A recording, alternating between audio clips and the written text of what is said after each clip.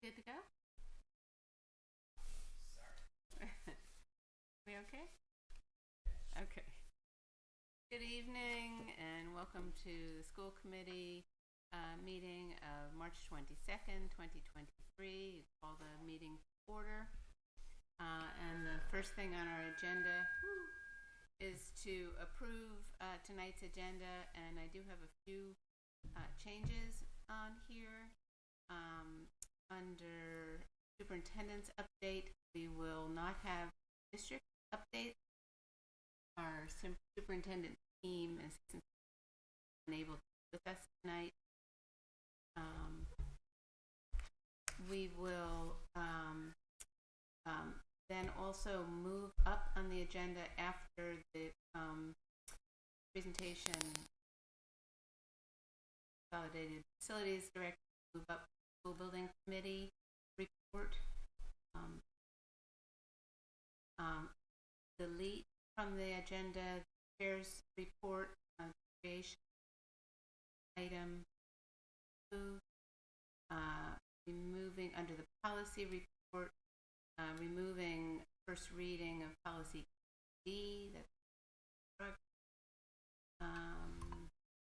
and I think it for what I have.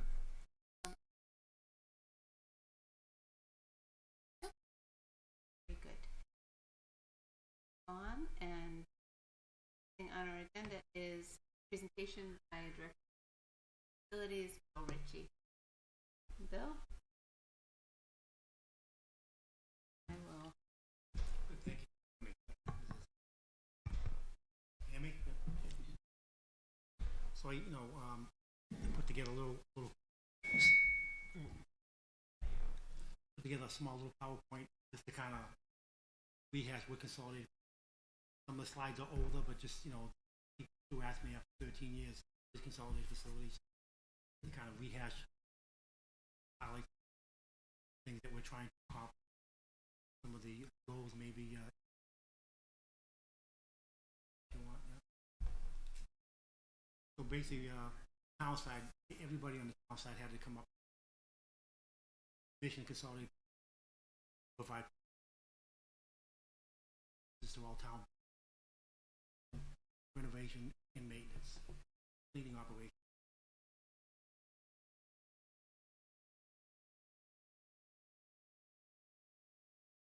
That was developed by me.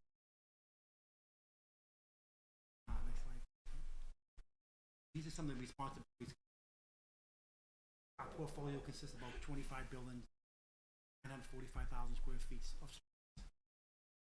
6 school buildings, called the library, police headquarters, 3 firehouses, chemical building, the Kidder Library, the Milton Arts Center, Milton Council of Aging, an animal shelter, Milton Yacht Club, and 7 buildings at the DPW, and then storage buildings and pump stations throughout the town, and some property at the other Stoughton area. So it's a big, it's a pretty large portfolio. And these are some of the areas of responsibility for facilities.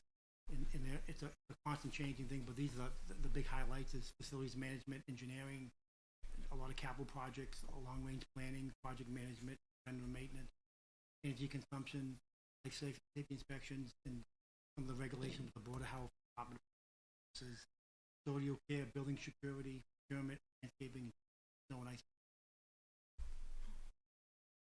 And this is kind of broken up on the school side and the town side.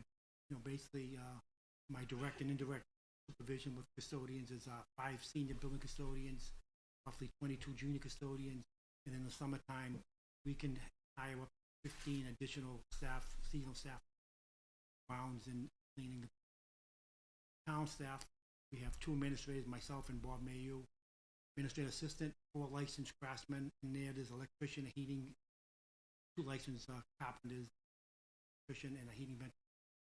2 maintenance craftsmen, a maintenance painter.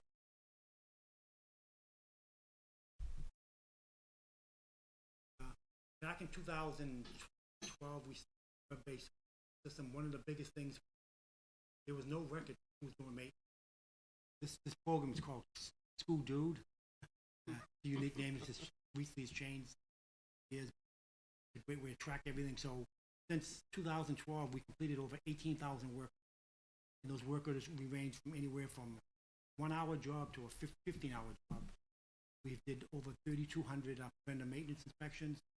Currently, we have about 140, 150 work orders that are still open, and we anticipate about 1,500 work each and every year. And another thing about these work orders, they're all tracked. So a teacher or a building principal in a work order, could be a plumbing work order, or heating ventilation work order. We track them, we track materials, we track labor. It'll be a good snapshot of what. This is just how this is the complexity of the work order system. Tells you what's improved, how many are open, how many of the work. And this slide here just tells you what to do with fire alarms, boilers, rooftop units, generators. Go on and on, but these are all the things that we oversee with drinking water, auditorium rigging, fire curtains, playgrounds equipment, gymnasium, field house equipment. There's a lot of on behind the scene that no one really knows.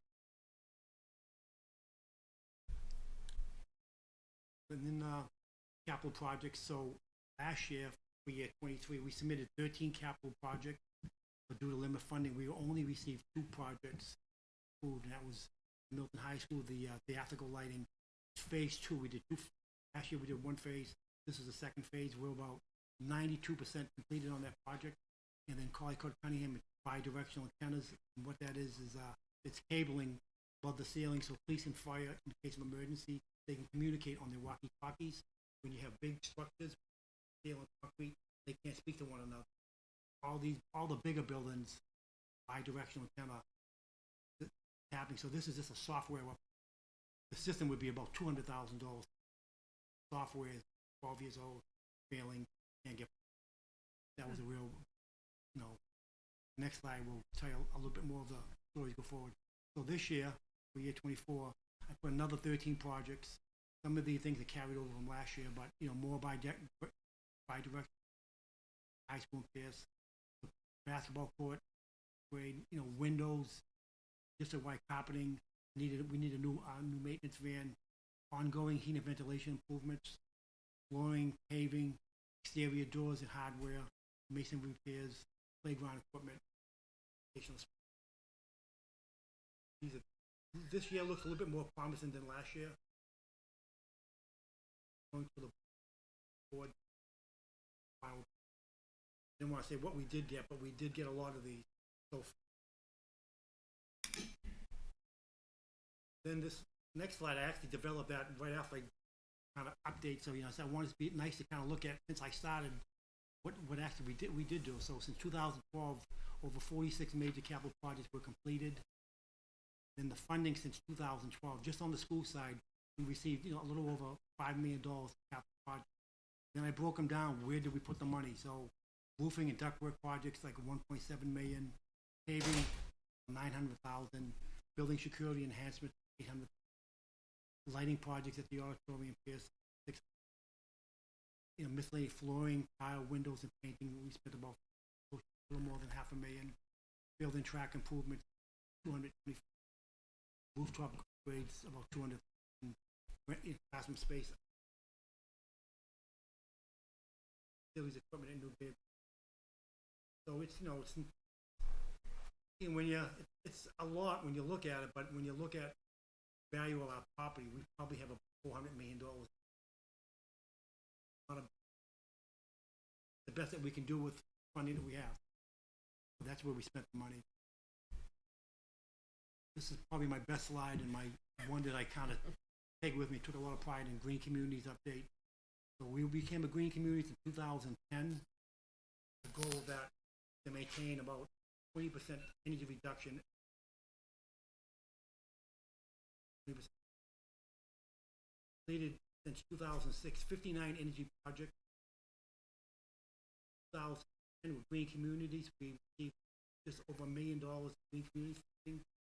Plus 330,000 with Eversource and National Grid utilities. I did a project about 4 years ago, Illuminate. We received $358,000, and that was changing out all the light $16,000, 32 up. The other projects over the years since 2000, all totals, but I can go back and document about 200 since 2006, over $2 million in upgrades, refunding. That does not include what we're saving every year. 400,000 saving going forward. We've done extremely well.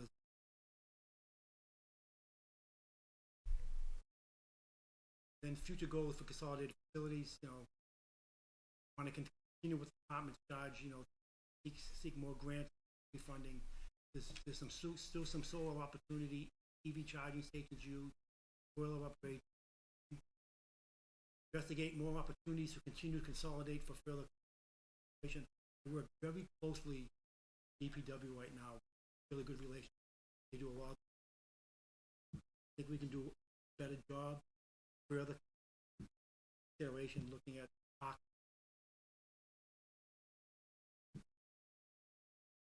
additional facility staff. If we don't consolidate more, if we don't find better ways to do it, we will have to go out, use the licensed plumber, using a lot of my landscape, really be roofing repairs, not land, and a lot of mulching and weed pulling. And eventually acquire adequate maintenance space. We don't really have a full maintenance shop. Working with the DPW, we did a study 7 years ago. 30 consolidated facilities would be in there. Not high on the list. 30 things that happen.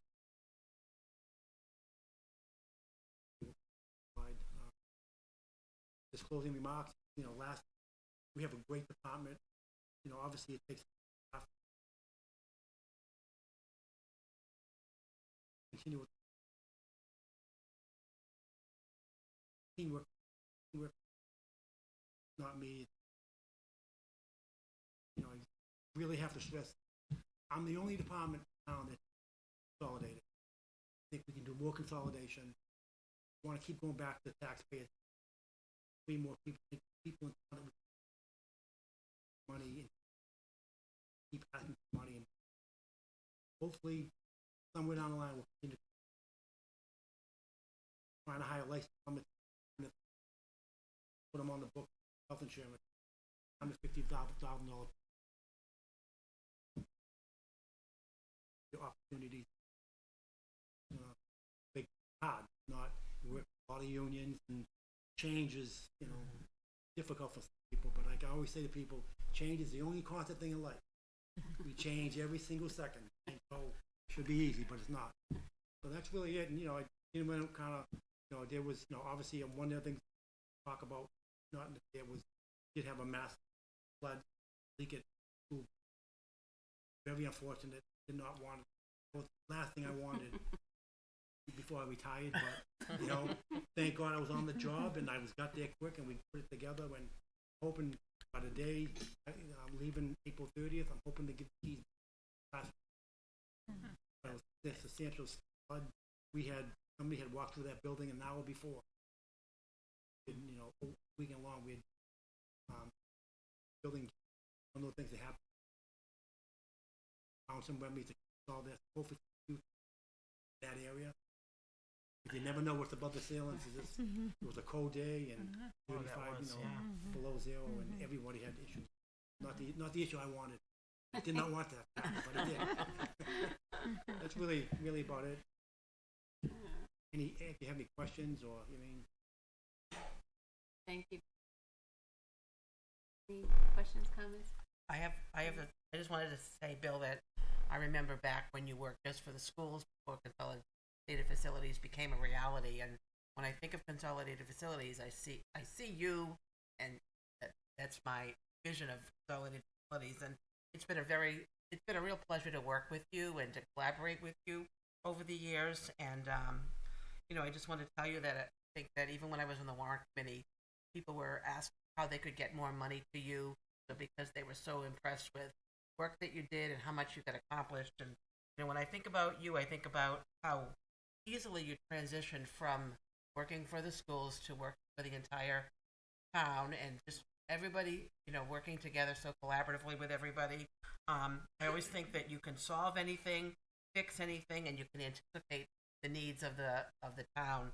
And I especially want to tell you that during the pandemic, your work and leadership at that time with ventilation systems and cleaning of the buildings was just beyond anything I could even imagine. But you worked so hard, and you are really a treasure, and I will miss you. But wish you the best as you go to the next chapter of your life. And I'll tell you, retirement is lovely, so you're going to enjoy it. So, thank you.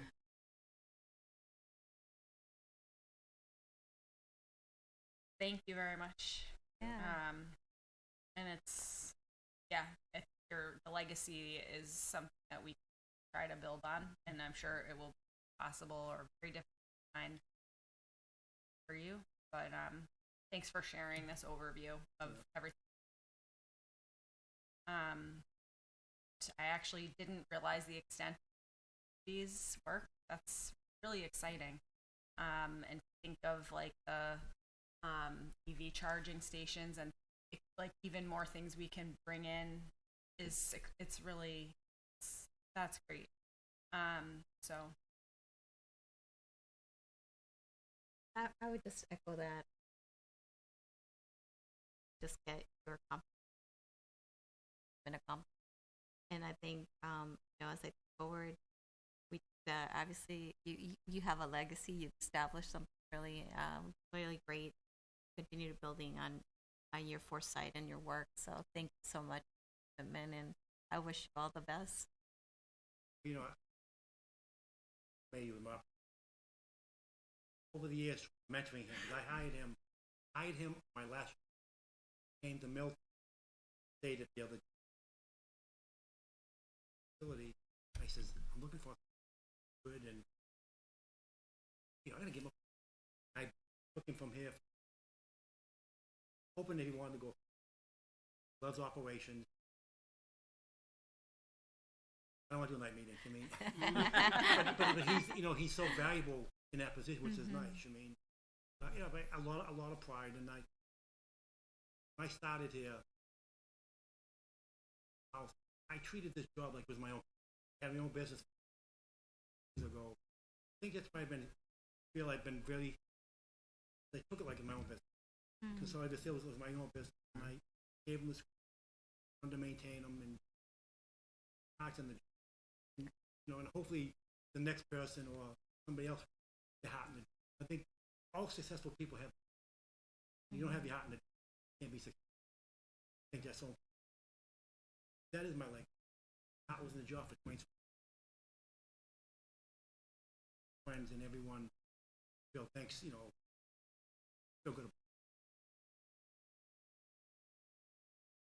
Well, we certainly all feel that way, and I want to say you've really been the go-to guy for everything facilities for over 20 years for our town and for our schools, and I've always appreciated your willingness to pitch in on everything that expected and unexpected, as recently as flood, but as going back to 25 years of many unexpected occurrences. But you've always been available with kindness and with thoughtfulness to answer too many facilities related questions to count. You've explored alternative options for school buildings that as we studied and continued, looking at countless options. You've constructed multiple new classrooms where no classrooms were before. You became an expert and a guide on cleaning, sanitizing, and ventilation protocols during COVID, and many, many more. So I also want to thank you on behalf of all of us. Express our dear gratitude. Years of service. Schools. I've also taken the liberty of inviting a guest speaker here tonight who was part of your time here in Milton, and I'd like to invite Tony Cichello up to join you at the microphone, if I may.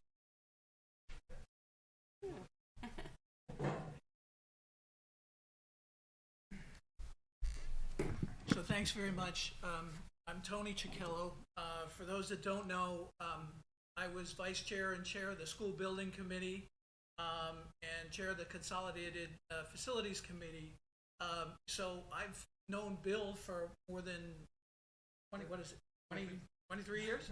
And he does nothing but impress me time after time. I think I'd consider myself a friend of him. But you know, I think during the building project, Bill was invaluable. If people remember all of the choreography of moving students and furniture and people and teachers and everything from place to place to place as we went through this intricate dance to get the project done, Bill was always there, taking care of the current schools and also a huge assist project that we were doing. We saw the buildings basically get built or rebuilt, and we've had the benefit of that ever since. When we started doing the consolidated facilities department, people said, it's not work. You got the schools, and you had some town leaders, Mary Gormley, Ed Mern, and if the folks that came together. I remember talking to John Shields about, you really got to make this work. And he pushed for that. And a whole bunch of people really pushed for that. But it was still a tough job. Bill spent the last dozen years answering to 2 different bosses. That takes, the consummate politician. But Bill is the politician in the best sense. But what I really think Bill's experience here in Milton shows is that diligence, competence, an ability to just get the job done, and a willingness to jump in and do the work. One of the biggest challenges Bill had to start was we had to get him out of the ditch and and managing, because his tendency was to fix the problem. See a problem, fix a problem. And over the years, you've watched Bill really become the consummate manager of the department as it's grown, but also the confidence builder in it. Years ago, we used to hear people repeatedly say, what's going on? The schools were spending all this money on this, that, and the other thing, and they couldn't take care of the buildings, which, after 70 years or 90 years, kind of wore out. But Bill has been tremendous at doing a whole lot with a little. There are so many of the projects that he didn't talk about what he did to do a project in-house and save 40% by redeploying his team to get things done in the summer. And time after time, the Green Schools Initiative, I had no idea he was going to launch that whole thing. And look at the huge benefits we're all, getting from it. So I could go on forever talking about all the great stuff that Bill's done. I think he's left a great legacy. It's going to take, someone with some real skills and chops to take his place.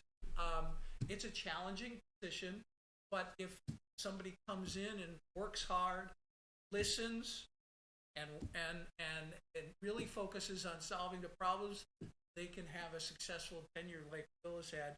But he really has made this department, and I have to say many, many thanks. It's a success beyond everybody. Thank you, Tony, so much for coming out, and thank you for your foresight and pushing for the creation of a consolidated facilities department.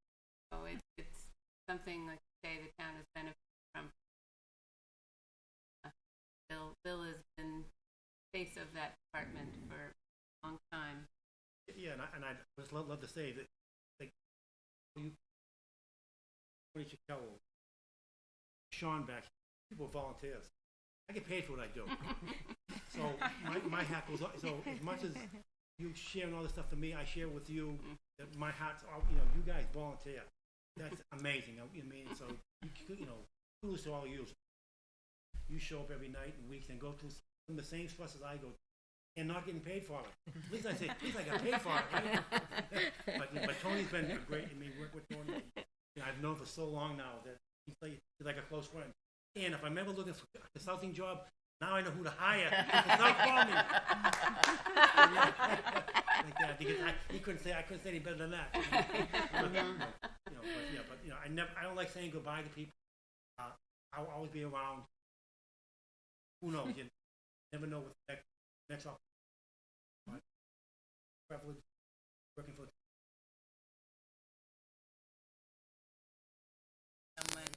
Bill, just a little something from the.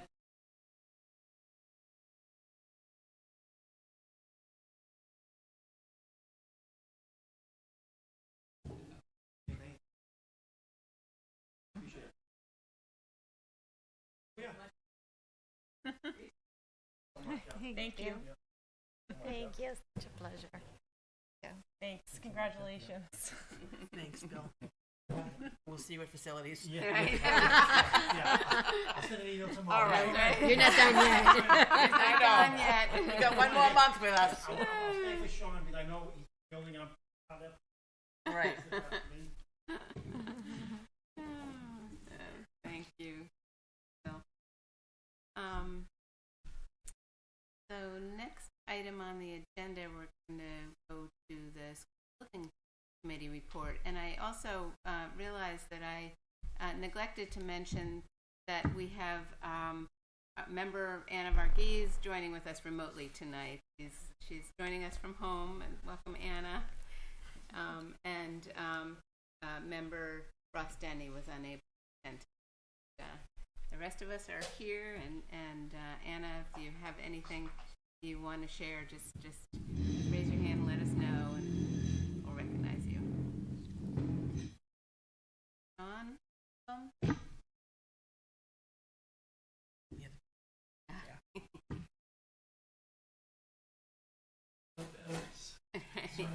Yeah.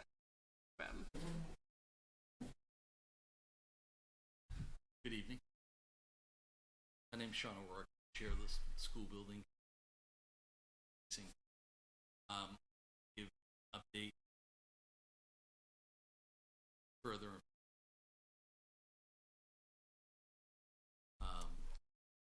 Check.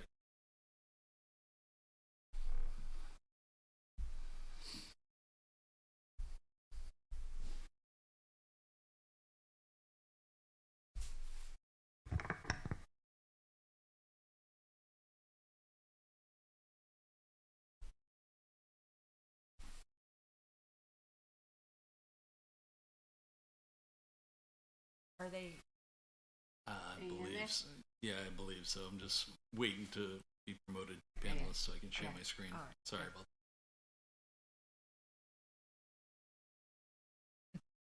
I'll go knock on the door.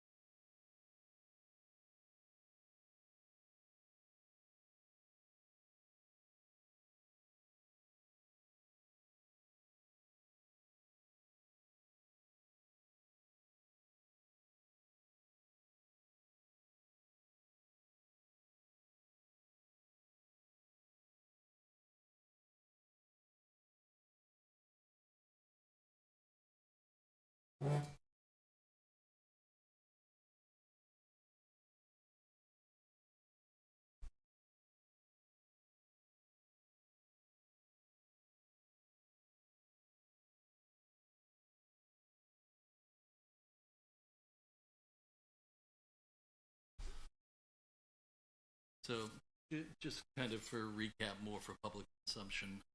The school building committee is made up of 9 members. The 5 at the top are representatives of our design and construction industry for years of experience. At the bottom left are 2 members of this committee, Member White and Member Miranda. And on the bottom right are 2 members, appointed by the select board, Mrs. Zulis, Glenn Hoff.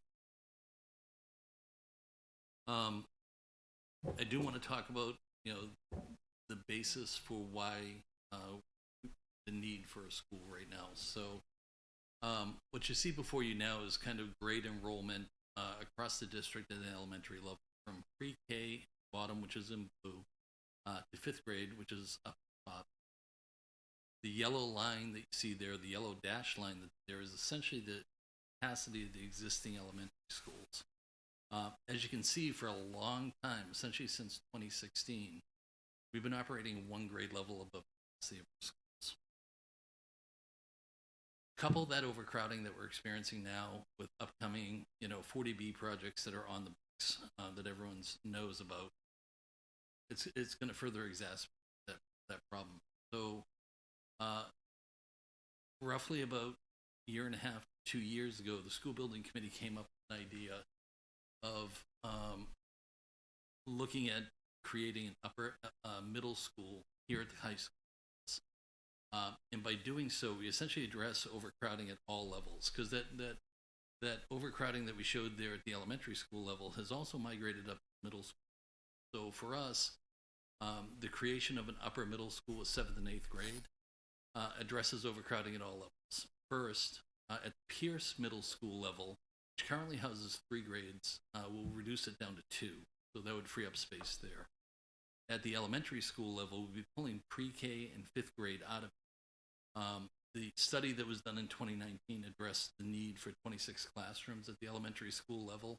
By pulling the pre-K and the 5th grade out of it, we create organically those 26 classrooms without having to redistrict it, creating an additional school. Then finally, the space at the middle school that we create, the high school has administrative space that can get moved over to the middle school, thus creating more space at the high school. Again, addressing all levels from. So when we look at that and we pull out the 5th grade and the pre-K and present that graph, we're below that capacity there. So for us, we solve the equation. This one is actually a good preface, and it's tough following Bill Ritchie, for a presentation, but he's well aware of a lot of these. Currently in the district, we have classrooms and gymnasiums. We have stages with classrooms on it with children, sitting on the stage. They sit in chairs or desks anymore. They sit on hardwood floors. We have teachers, teaching out of carts. We have children in hallways. Collycott-Cunningham Library. In the corner of the Collycott-Cunningham Library is the 2nd grade classroom that you see here. We're all well aware of. And then essentially on the other side of the hall library is an office space for teachers. And essentially what that did is squish down the library space that was there. I actually had a parent the other night. This kid can't get a book at the library because it's journey. So as Mr. Ritchie talked about, recently there was a pipe burst that happened during the cold snap. It took out 2 classrooms. Typically, in a typical school, there'd be space to kind of rearrange and do stuff. There is no space. What happens? The teacher's conference room is now on the stage of the Collycott-Cunningham Library, essentially behind the curtain where the kids are eating. Not really good professional space. That library that I just showed, in that middle area that gets squished down, is now a classroom. It's a kindergarten classroom up there. So currently in the Collycott-Cunningham Library, there are 3 classrooms. The 2nd grade classroom that I showed, this kindergarten classroom, and then behind it is essentially a conference room that got converted to a classroom. So there's a great term I'm sure everybody on this board is very aware of educational excellence that you hear. With the funding mechanism that we have as a town, which we all admit is tough to do based on our tax structure, and then couple that with overcrowded facilities, I have no idea how we're ever going to achieve excellence. The funding portion of it is a school committee issue that you guys are dealing with greatly. The overcrowding is my issue, and that's what I'm trying to do. But you couple the both of them together, there is no way we're achieving educational excellence. So for site selection, as this committee is aware, we had a motion last year, an article for a town meeting, where we looked at conservation land along Gow Road.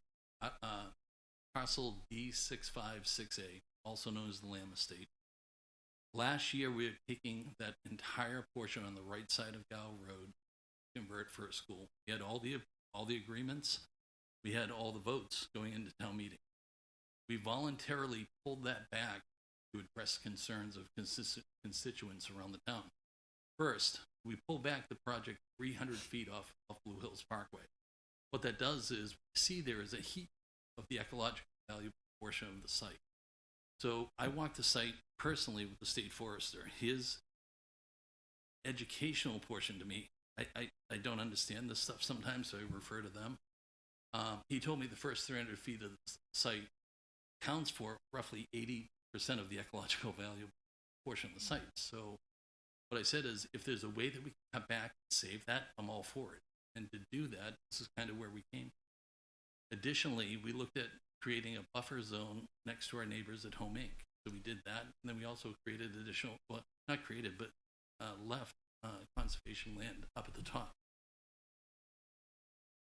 So by doing so, this is essentially our new parcel that we're looking at here. We merged a smaller portion of the conservation land, 4 acres less than what we were using last year, with a portion of the park parcel that was across Scow Road. Again, that park parcel was less ecologically valuable.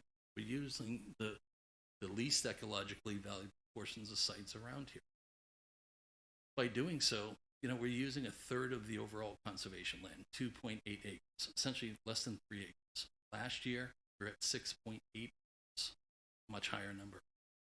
We did that by merging it with a smaller portion of the park's land, again, that has a lower ecological. Last year, again, we had votes of every committee going forward, going into town meeting. This was what we were planning on last year, utilizing all 6.8 acres of parcel last year. And then this year, we've reduced that. And we're working with an architect now to develop plans on that stuff, to present similar conceptual drawings that you saw there. I'm hoping to have the first set of these tomorrow.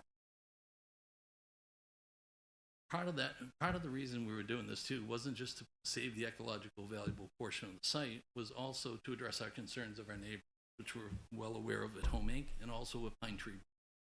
But the visual impact of having the boundary right up against Home Inc., one of valid concern. So what we did is we created a buffer zone there of 50 foot of conservation land, and inherently at that boundary of the conservation land is a 50-foot zoning buffer, essentially creating a 100-foot buffer with Home Inc. We did a site walk, I think it was 2 weeks ago, with the Conservation Commission. Part of the work we did this past year, I mean, the overall amount of money that we were appropriated by town meeting in 2019 was used for this. So essentially what we did is we had the SC group go out, they surveyed everything. We had them put stakes in the ground, so as we walk the site, you visually be able to see the boundaries for what we were doing. And it helped on the site work. It let people realize, not just lines on a piece of paper, but physically stakes in the ground while we're out. So we get into the land swap. So with the land swap that we're doing, it's very similar to what we were doing last year. The addition that you'll see here is the parcel on the top part of the page. It's shown in purple, best I can see here on the screen. It's a parcel along School Street. What that does is the parcel in the middle that is green, what we're doing is unifying all these parcels of conservation land into kind of one larger parcel. Similarly, along Randolph Ave, there's a roughly a 6-acre parcel that is bounded on either side by conservation land. Our goal is to turn the entire 3 acres into conservation land. If you have a chance, you can walk the site up there. You can pull over on Randolph Ave and walk right up. You cross the brook, and you can see the entire parcel is upland. Very nice.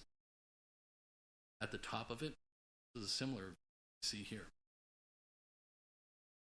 So as a summary, we have about 10 acres going into Article 97, and we have about 7 acres coming out. The ratio between the two is actually greater than what our proposal was last year. Now, there'll be a talk, the Article 97 work deals with park and conservation land. What I ask you to do now is focus strictly on conservation land. The lands that we're talking about here on the corner of Canton and Highland Ave, they're covered under Article 97, so we can't include them in the swap. However, they're not owned by the Conservation Commission. So what we're doing is we're deeding these over as compensation to the Conservation Commission. This one parcel is roughly a little over 5 acres.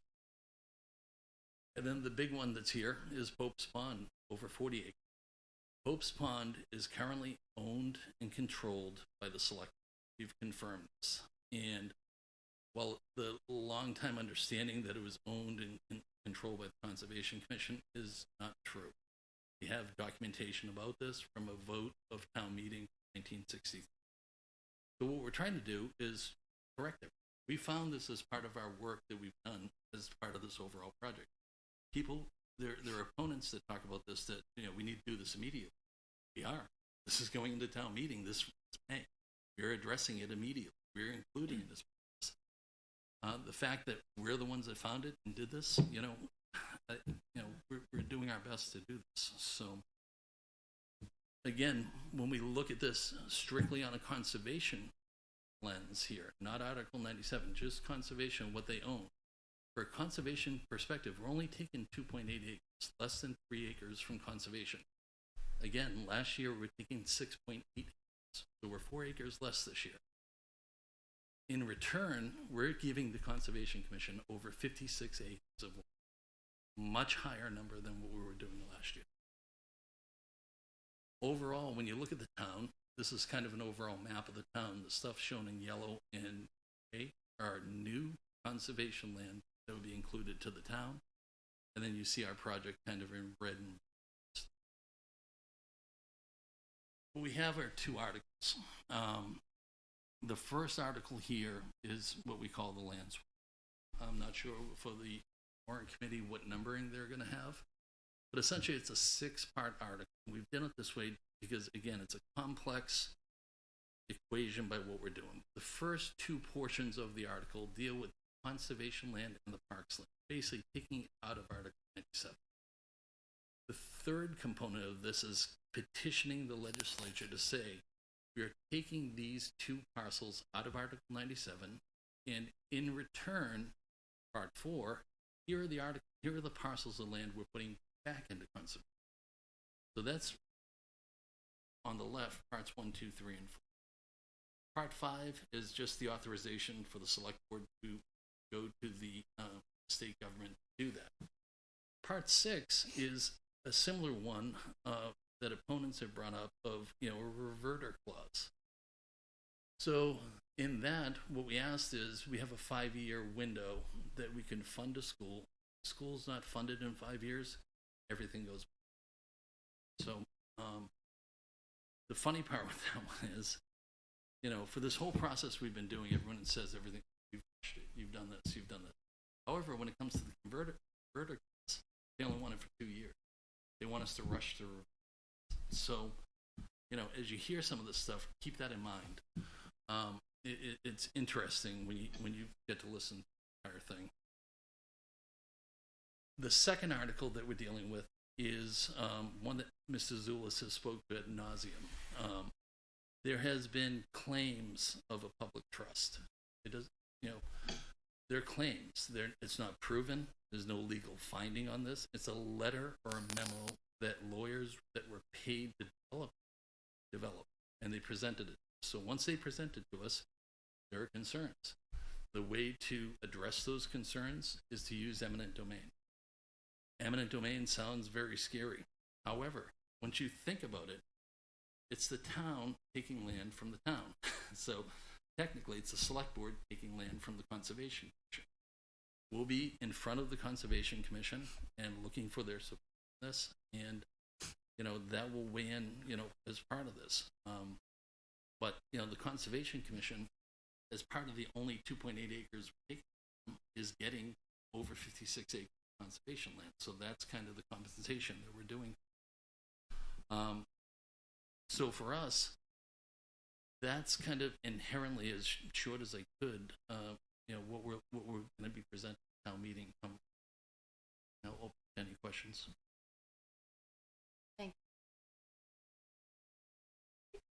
So, John, going back to walk that we had, site walks that we had, and all the different lands that are being discussed for the land swap, I asked Hans, member of the Conservation Commission, to talk about the conservation land, and one of the things that he talked about, maybe you could elaborate on, is that putting these parcels of land together actually makes it more valuable, because we could apply for grants and funding so that we could clean up some of the conservation sites, because like I certainly noticed the one on Herrick Drive and School Street was, in my view, kind of a mess. And a couple of the other folks from the Conservation Commission were telling me that there's a lot of invasive species in there, and that if they had some funding, they could really clean it up and make it much more valuable. So can you speak a little bit to that? Yeah, I think the most eye-opening site meeting after Karen and chair of the commission let us in on their for a year, and it's been that. So they don't have a lot of money to do stuff, so they rely heavily on those fundings. I specifically on the Randolph Ave parcel, unifying over 23 acres to become conservation land is a great. I think from a resource value, and this is where we start.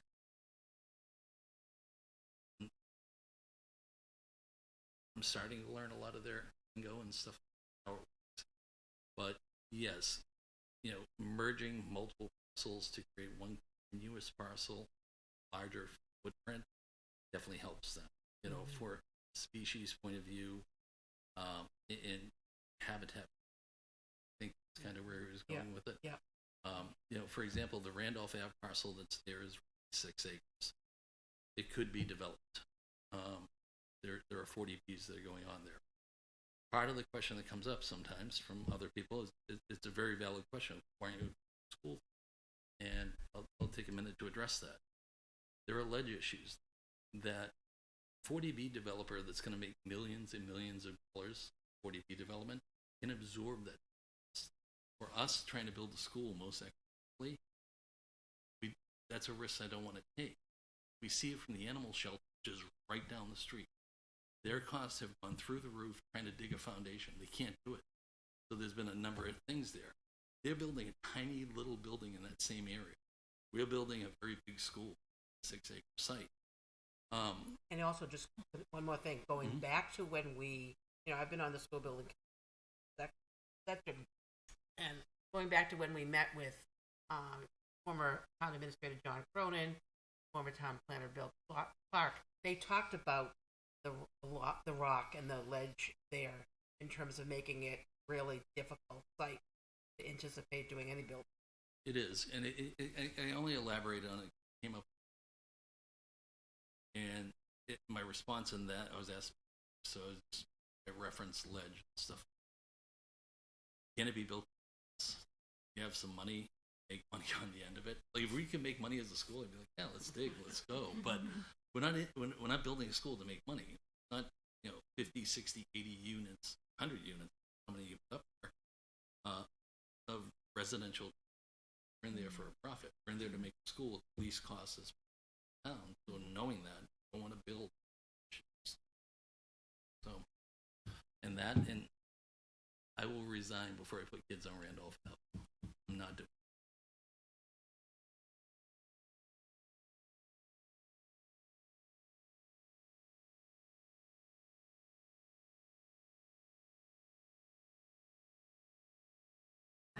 Go ahead.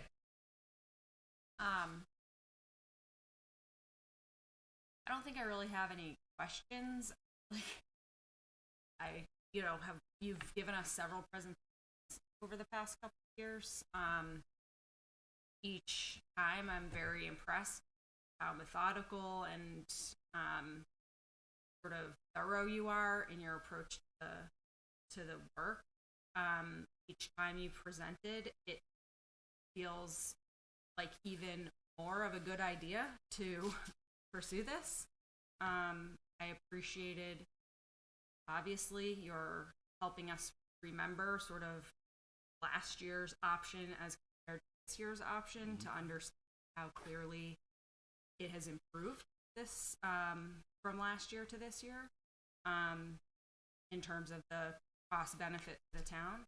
And in the meantime, I appreciate your having shared new visuals of the overcrowding situation. You know, those of us who have kids in elementary school, I do, are well aware of it day in, day out. I think it's important that others in town who may not have that direct lived experience are helped like to understand what that is that's going on. And you know, there are a lot of other pictures you could have included. You could go 10 slides of pictures. There's the Clever teacher copier lounge in the entryway to the gym. You know, there's plenty of other really unacceptable situations that are just very urgent. So I guess I'm just really counting on a couple things. Town meeting members being informed and informing themselves and listening to the information that you are sharing tonight. I know there are upcoming opportunities for people to learn about that. So I'm really, you know, expecting that town meeting members will pay close attention to that so they understand that cost benefit analysis, which is so clear. I also am really hoping that parents of Milton school students are going to, as busy as we all are, trust me, I know, like, there's a lot going on, but we also need to really be engaged well, because it's just, there's nothing more important, and you framed it through that academic excellence.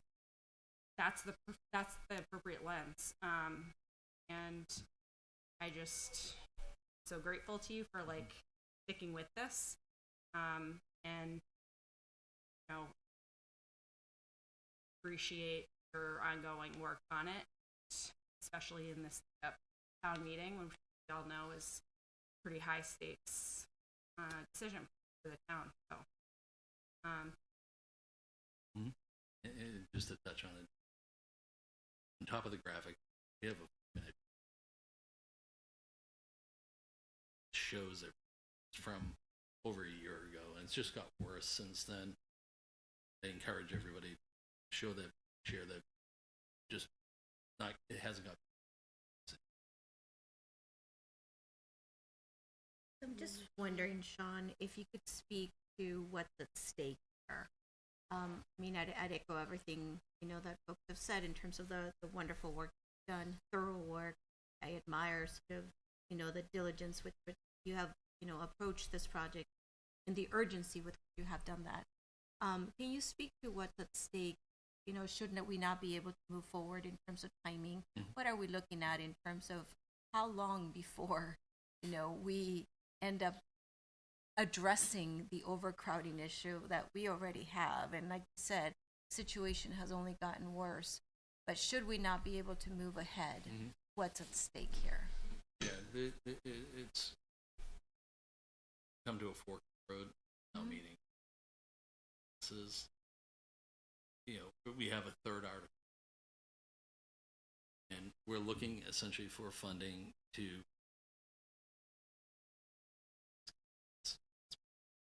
in it, that once it does, hire architects, engineers, start looking at the site. We'll work with our neighbors, develop more detailed plans. Everything we're going to be showing leading up to their conceptual. But if it doesn't, it's tough because essentially it's a reset. We have digested the DRA study from, scrubbed it. We actually pivoted from it because their recommendation was an element, saying no. So that gives, you know, in my mind, credibility that we just didn't take all this homework. Took it, tested it, worked it, and then came up with a solution. If that's not good enough for the town, then yeah, it's a reset. hiring consultants. They're going to replicate the work. They're going to look at the available land in the town. Same one we've done for 2.5 years. People, are concerned that we just rushed this. We were formed in 2019. We talked about land in a little over 2 years after. Wasn't rushed. Looked through everything. We did our best. And then, this is kind of where we came from. It's a difficult decision, but if it was if it was convenient, we would have found it in 2019. We would have been done. So my concern with it is if it doesn't, it's a reset. It took us 4 years to kind of get. My guess is if we hire consultants at a very high rate, it's going to be an expensive 4 to 5 year reset. And during that time, enrollment's still going to grow. 40B projects are going to. Kids are going to be in trailers. That's for the town side. The member Varghese has her hand up.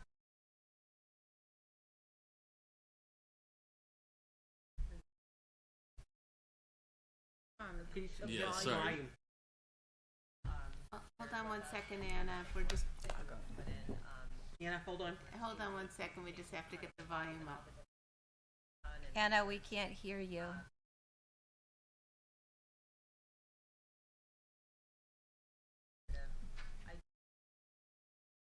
Anna, excuse me. Sorry, we're having trouble hearing you. If you can just bear with us while we work on the volume in the room so we can hear you. Sorry. You want to try it now? See if we can hear you.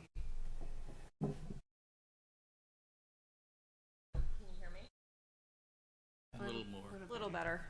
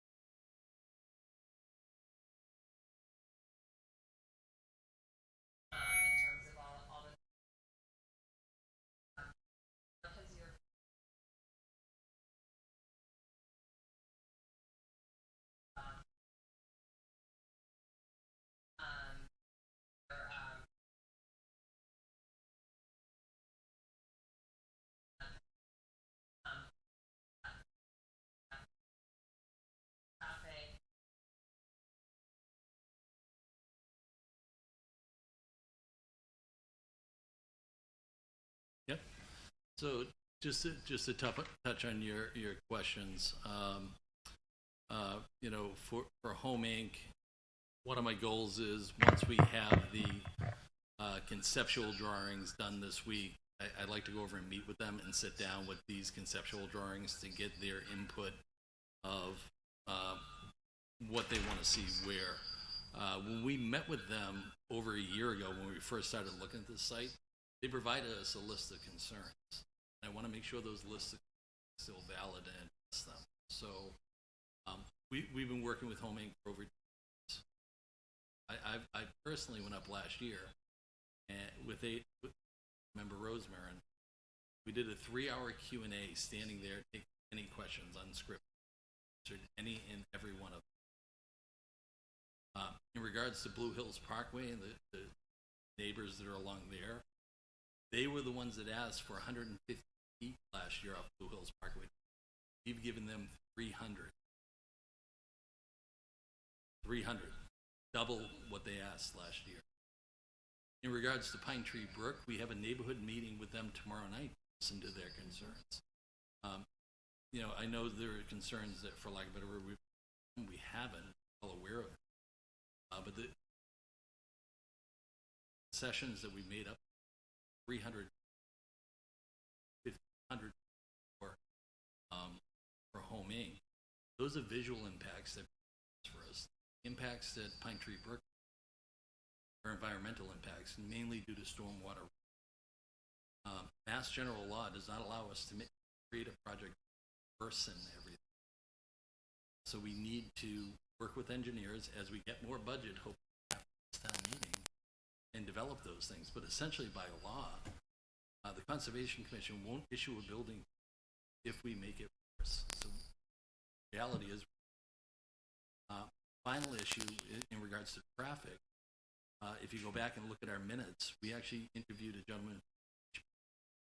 All he does is school, building, traffic stuff, impacts to name is Vinod Kalakiri. You know, we went through utilizing our references, professional references, mine personally, to leverage these people to get us consulting services on the cheap. We don't have. We were about to pull the trigger and have to start studies on that. We had to shift the rest of the, which is kind of what you're seeing with this. If I had money, I would have, but listen to the warrant. My budgetary kind of break traffic analysis is in there. All those things that you put up either have addressed or are going to be addressed shortly.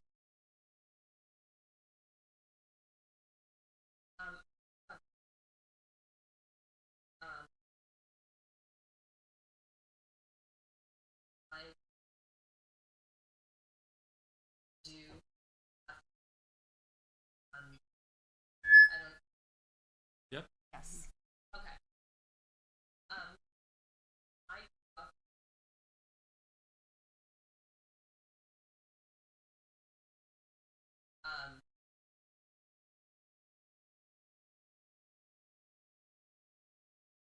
I on every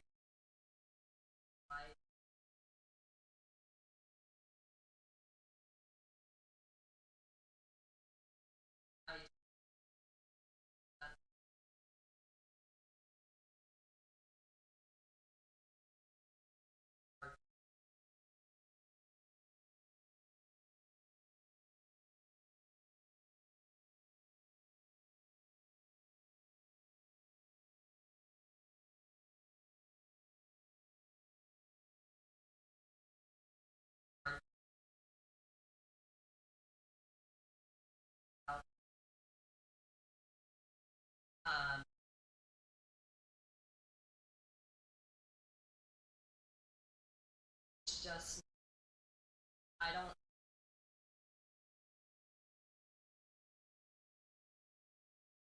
know. I don't know.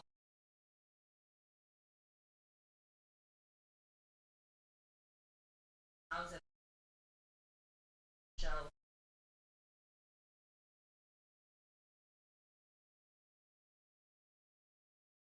But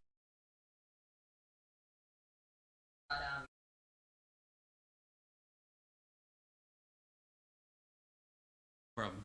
Just in response to that,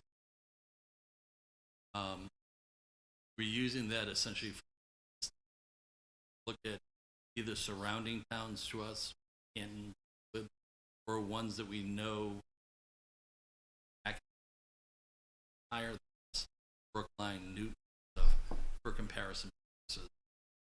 You know, the term educational excellence was kind of a hot topic. Listen to meetings here. I bring it up only, again, we're addressing space. Funding.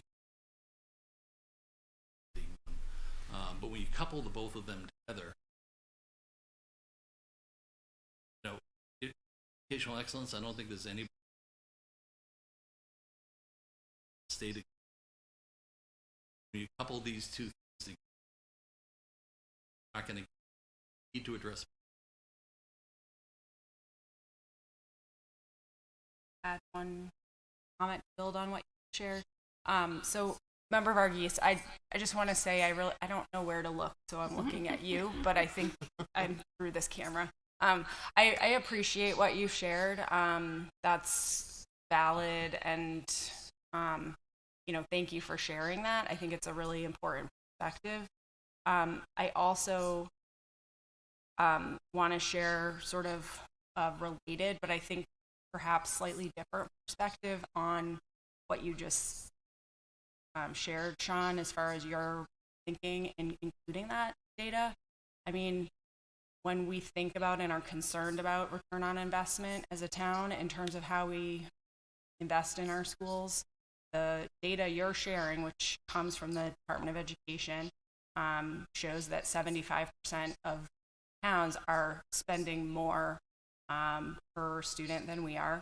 And I'm pretty sure, based on the conversations I have around town, that it would not be acceptable to us if 75% of towns and schools did better than we did, which is not true. It's not the case. So we are actually achieving a high return on our investments, considering the fact that we are not ranked, at the top of the bottom quartile of the Commonwealth of Massachusetts. So given that, I think it is relevant and important information when we want to compare ourselves to towns that spend far more per student.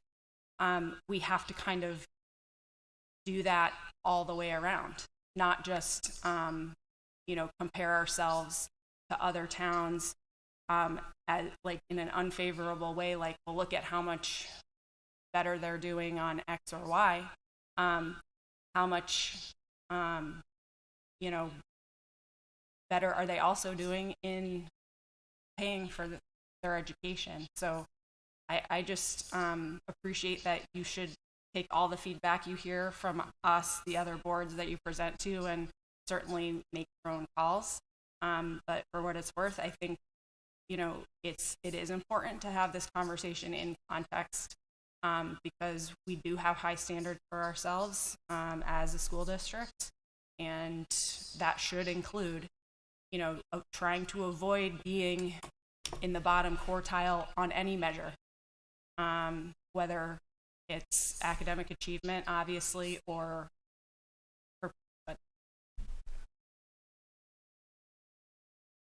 So I just want to share, and it's nice to have Tony Pello and Bill Ritchie here, who were so active in the last school building project. I remember the condition of our schools before we began the school building project, that they were just in not great shape. They were overcrowded. And psychologically, I think it had an impact on our teaching staff, our faculty, and our students to be in those spaces. And I remember vividly, like it was yesterday, the feeling of when we walked into the new spaces and we walked into those new schools and saw, all of the new equipment, musical instruments, the theater at the high school. I mean, there were so many things about the buildings that just lifted everybody up. Not even people who were against the school building project, who voted against it years ago. When we opened up the new schools, I got to tell you, the pride that we had across town was just unbelievable. And now when I've gone back into the school buildings recently and seen the overcrowding up close, and I mean, my kids are grown. I know you guys are living it every day. I was sort of like dumbfounded to say, oh my goodness, it feels like the old days in some ways. So I think it's going to be so good for our town to be able to build a new project and really alleviate the overcrowding that we're dealing with, so that teachers can have their music classroom back, their art classrooms back, kids can have their gymnasiums back, the cafeterias can have enough space for everyone to have lunch together and not eat at 10:30 in the morning. I mean, I just think it's going to be so good for the town to invest in this so that everybody can benefit, the whole system. And I do think that, like back 25 years ago, the pride that this town is going to feel in this new building and its impact on the entire system is going to be terrific. So keep it up, Sean. I know it's so hard, but I'm so know how hard you've worked, and you gotta hang in there and you gotta keep going. Member Miranda? No, I think, member Member White said it. I think what is at stake is the quality, right? The quality of our education that we've been able to sustain despite the challenges we face. But the more we overcrowd our schools, the more we're going to see, right, the need for larger class sizes because we need to fit the kids somewhere. We sort of run the risk of kids not being able to concentrate and focus because there's multiple things happening in one large space. That becomes a challenge. Kids sitting on the floor. I think we can do better than that, right? We can do a heck of a lot better, and we should hold ourselves to that. And I think about, my third grader who I think one of her favorite rooms at Cunningham is the art room. She is a creative soul. And so anything that's, spikes her creativity, she loves. And I think maybe about 3 months ago, she was like, are we going to lose our art room? And I'm like, hopefully not. But I said that with such trepidation because I couldn't guarantee her that that's the case. And as you were talking about what's at stake, I was like, oh, she's going to probably graduate high school before we even figure it out if we don't act on something now. So I think it's the quality. It's what we're so proud of in this town that is at stake. And I know we all care about, being a great town, a fantastic town to live. It's why I'm here. And I think we need to show up for our kids, and we need to do better because they deserve it.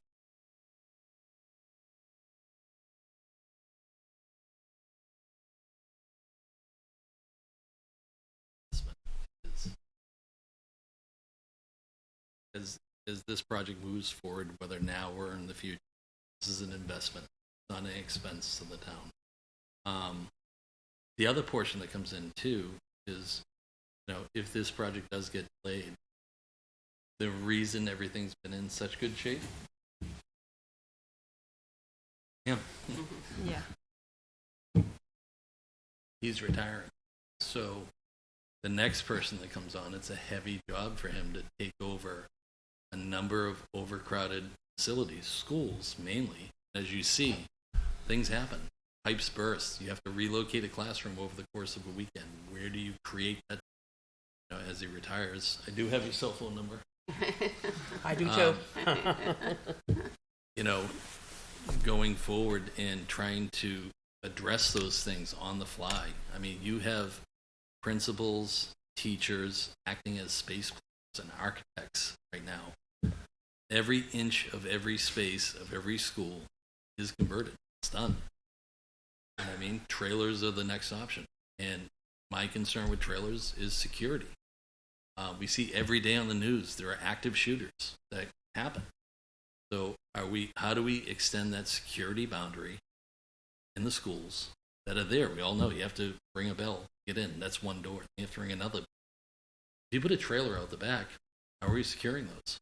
That's a hard question we're going to ask. And do we create a boundary?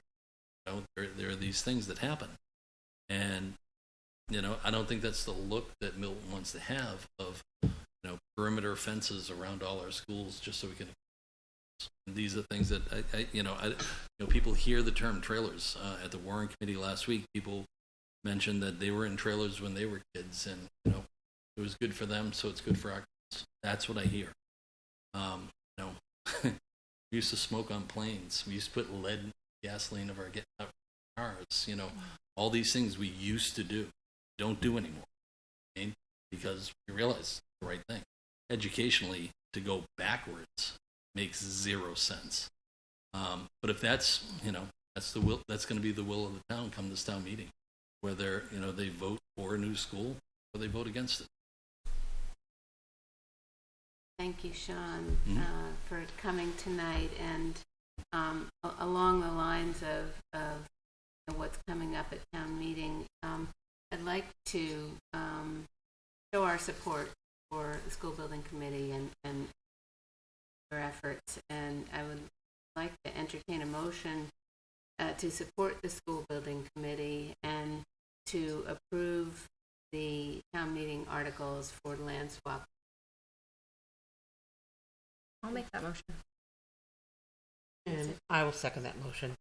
My pleasure too, since I've been serving with you from 2019. Very good. All those in favor?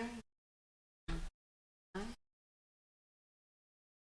I'm gonna, We gotta do a roll call.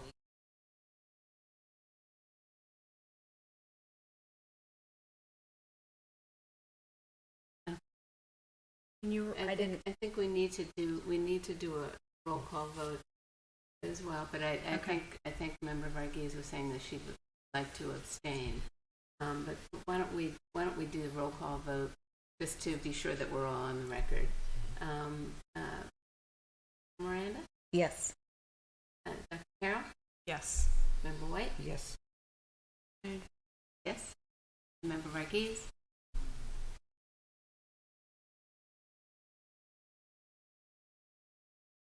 Member Varghese, can we hear you? I'm gonna, Okay. Thank you. Okay, very good. Thank you. Thank you so Thank you. much, Sean. Thanks, Sean. Just find Thank you. Okay, next on our agenda, we have the policy subcommittee. Okay. Dr. Carroll. Thank you. Mhm. So, I apologize. I don't have my computer with me, but I know that for the policy report this evening, the policy subcommittee met yesterday, and we approved to bring 2 first readings to the committee this evening. So the first one, we received policy ID, certified therapy animals. This is actually a new policy that has been proposed. Our director of nursing, Kim Coughlin, brought this policy before the policy subcommittee. Essentially, we have not had a policy in place on the matter of certified therapy animals, which are different from certified service animals. And so the beginning of the sort of piece of the policy here lays out that difference. So therapy animals, as it says here, are also sometimes referred to as comfort or social emotional assistance animals. And service animals, as defined by law, state and federal law, are not relevant to this particular policy. Kim Coughlin attended our meeting yesterday by phone and explained to us that she has seen a growing need to implement a policy on this topic because she is the one who receives requests sort of on an ad hoc basis whenever there is somebody who wants to bring a therapy animal, which is most often a dog, into a school building. And so she just explained that she felt there was a need at this point. These requests have grown in number to the point that we should have a uniform policy that dictates how these requests are handled. So she went about drafting this policy by checking other surrounding districts that have in place a certified therapy animals policy. She mentioned specifically Boston Public Schools had a thorough policy which she used to inform this policy that she brought. You'll also see that in addition to the general policy, which explains sort of how and when someone may request to bring a certified therapy animal into school. She also lays out a procedure for sort of how the policy will be implemented. And I think it's fair to say that the policy subcommittee yesterday, we had a few questions for her that she clarified, but it was a good discussion and we all agreed that it seems to make sense to adopt this policy. So actually, Dr. Miranda, because Chair Rosemarin joined the policy meeting yesterday. You're the only person who hasn't had the opportunity to discuss this policy yet. I will point out that Chair Rosemary, I think, did identify one typo in this version of the policy, so this is a first reading. I can just point that out. I'm sorry, if you scroll down, the typo, which is not, it's on number 8, right here. It should just say the handler shall not borrow money or personal items, so addressing conflict of interest there. But this policy and procedure seems rather thorough. I don't know if Member Varghese or Member White, if you have any additional comments based on the discussion that we had yesterday about this policy, or Dr. Miranda, if you have any questions. I have no questions at this time. Okay, so this is just a first reading. So, oh, sorry, Member Varghese, do you have a question or a comment? Oh, no, I was just.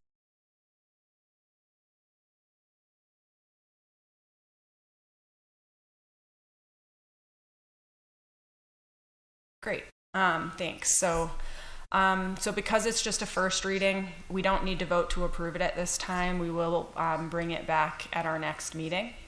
So if there are additional questions that come up, we have another opportunity to address them.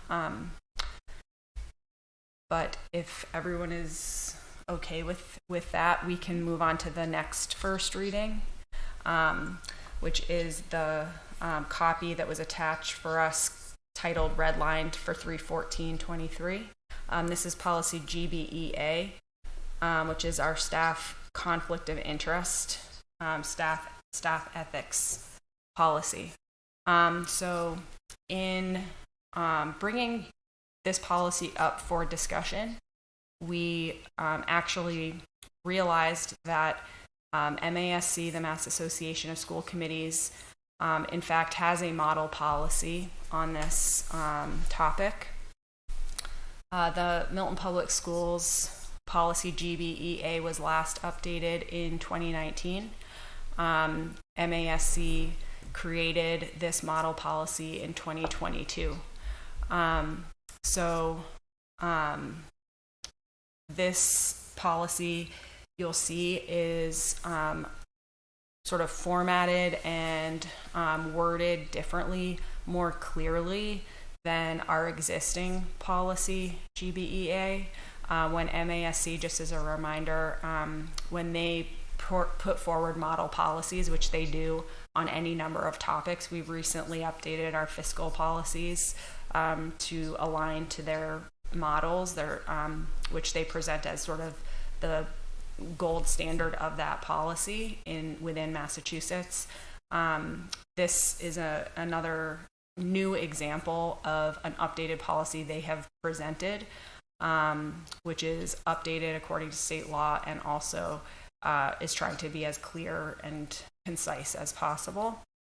You'll see the one part that is redlined here. This was our discussion yesterday, was to go a little bit further in updating this policy. The policy subcommittee's recommendation was to bring for a first reading to the school committee adopting the MASC model policy on conflict of interest that we see, and making one additional change to the MASC version, which is to further define immediate family, this term, which is in quotation marks. You see it in the final paragraph of the policy.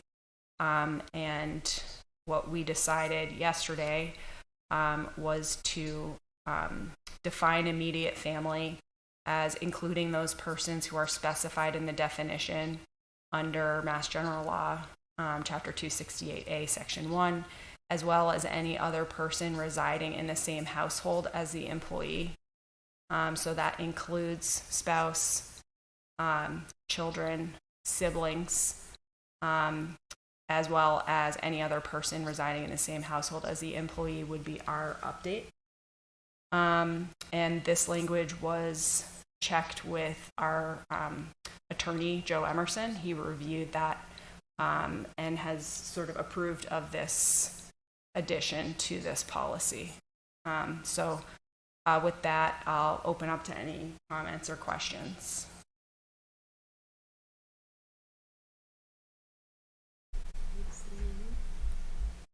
And you said that the immediate family, right, it's defined under MGL chapter 26.8. Just wondering, I'm not familiar with sort of what that definition is. Yeah, so that definition, let's see, I have it right here.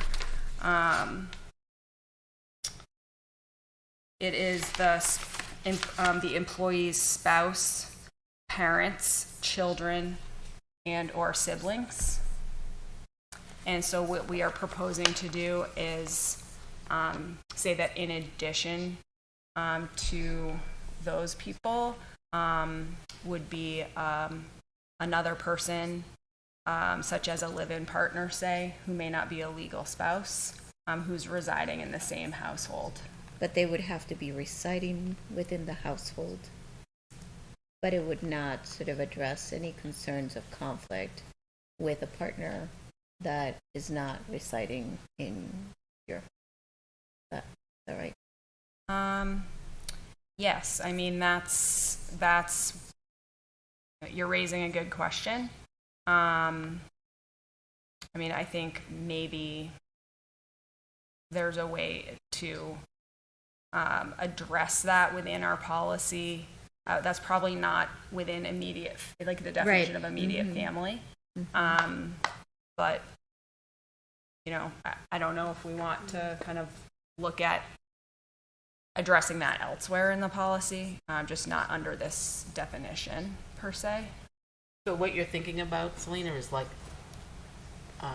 partners who maybe don't live together, but Right. are In a relationship. Correct, Yeah. correct. So Yeah. I'd be concerned with Yeah. that, right? Because for various reasons, you could have two individuals who decide that they're not gonna, they're not ready to live together. But there is to Yeah. me, an inherent conflict.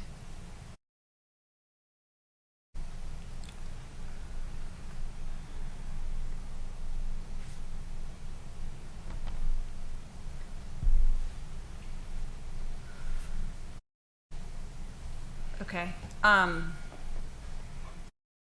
Thank you for raising that. Any other points or questions in response to Dr. Miranda's point or on other pieces of this? I appreciate Dr. Miranda's point. I just wonder about how blurry that can become. Yeah. In terms of what constitutes a relationship and that type of thing, and it's one thing if you're married, living in the same house, but and that's the part that feels a little unclear and maybe challenging for us legally. I think this language from Joe Emerson is clear, but if we want to explore some alternative language, we should do that with him before our second reading and think about if there are any other ways to address this that are sort of clear.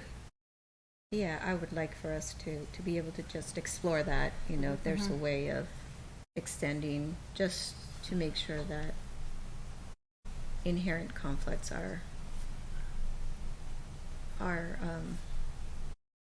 reported, in a way that makes sense.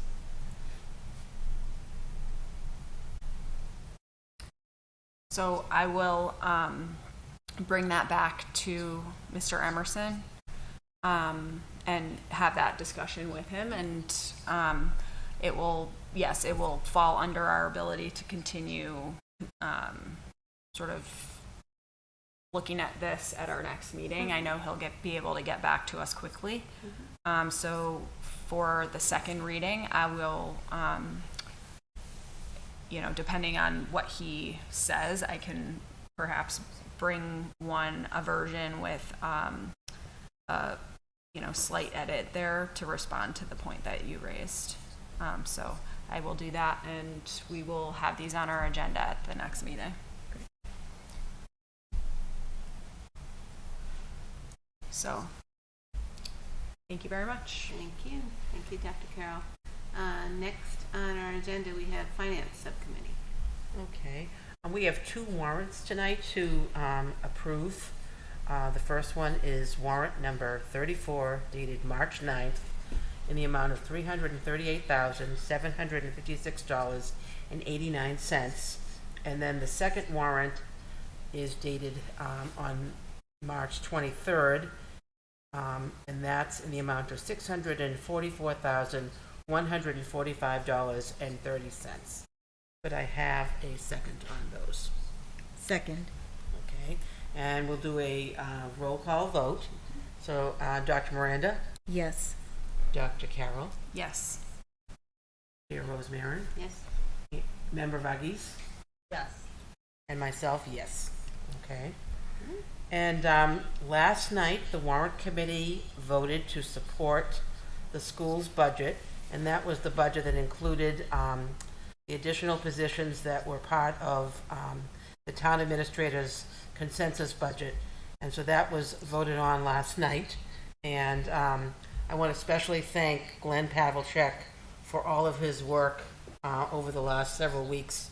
He responded in writing to about 100 questions that the warrant committee presented to us, and he also went last Thursday and met with the subcommittee of the school subcommittee of the warrant committee. He met with them for 2 hours last Thursday, and then yesterday some of us joined him with superintendent and assistant superintendent to 2 hours to discuss more questions.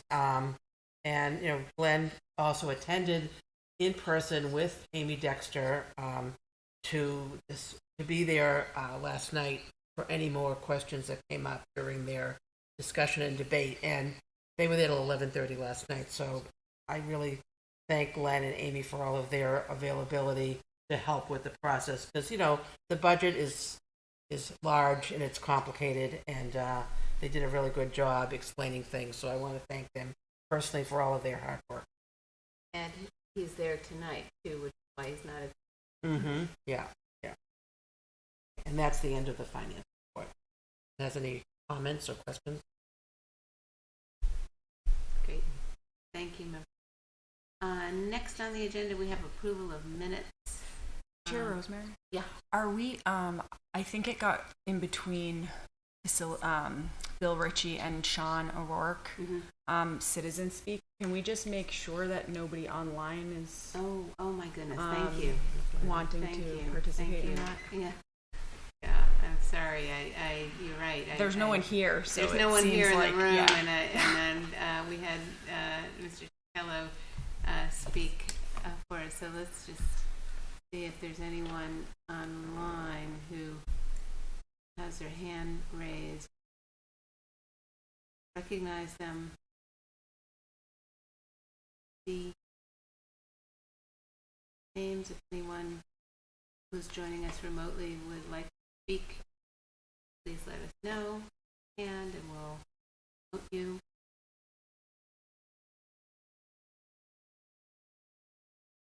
Thank you so much.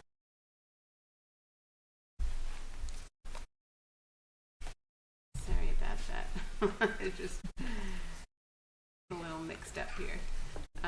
So let's go back to the approval of the minutes, and these are minutes from March 1st, 2023.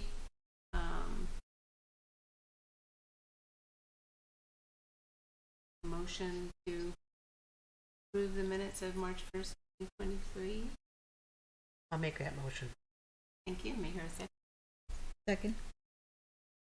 and we'll do a roll call vote. Sorry, I Dr. just wanted Miranda? to say, I did, I'm I did sorry. notice in the minutes, that there was a part towards the end that didn't, had asked a question that wasn't included, but I didn't know how that worked, if I needed to, like, amend the minutes, like, how does, Yeah, let's do it now. If you can let us know where it is, and if it's something we can't fix tonight, we'll just put it off for the next meeting. Where is it, Anna? oh, it was towards the end, I think it was after Claire, at the very end, right before citizens speak, I just had a question about, I think, it was in reference to slides 8, where the numbers of, students that were categorized under the specific learning disabilities, the numbers were raising, and I just had a question about how they were forecasting to make sure that they had enough staff to support the increase for students. Okay, yeah, that sounds bigger than we can just make a change tonight. So so let's. Just let me know. Yeah, thank you. I wasn't sure how that works. Yeah. Well, I'll get back to Maureen Kennedy, who takes our minutes, and ask her to amend that. I'm glad you brought it up because I was not at that meeting and I didn't know that And anything in that was the said. recording, it's about at like the 56-minute mark, if that makes it easier for her. Okay. Perfect. Terrific. Thank you. Thank you. You even know the minute mark. That's impressive. Okay, so we'll put off the approval of the minutes until we can get that amendment completed. So next on our agenda is next meeting agenda items. I don't have anything right now for next meeting. I don't know if a strategic planning committee, are you meeting between now and? Our next meeting is April. When is the next meeting? The Just next wondering. meeting I think is April 12th. Both. Oh. So we're meeting right 2 days after that. Oh, after that. Yes. Okay, all right, so never mind. So we will have health and wellness. Mhm. So April 12th is our next meeting. Yes. So is that also your last meeting? Yes. Yes. Okay. We'll have a facilities meeting Facilities, report, because Okay. we're gonna meet before this meeting. right. And the second reading of 2 Oh, policies. right, thank you, yes, second reading on policies, thank you.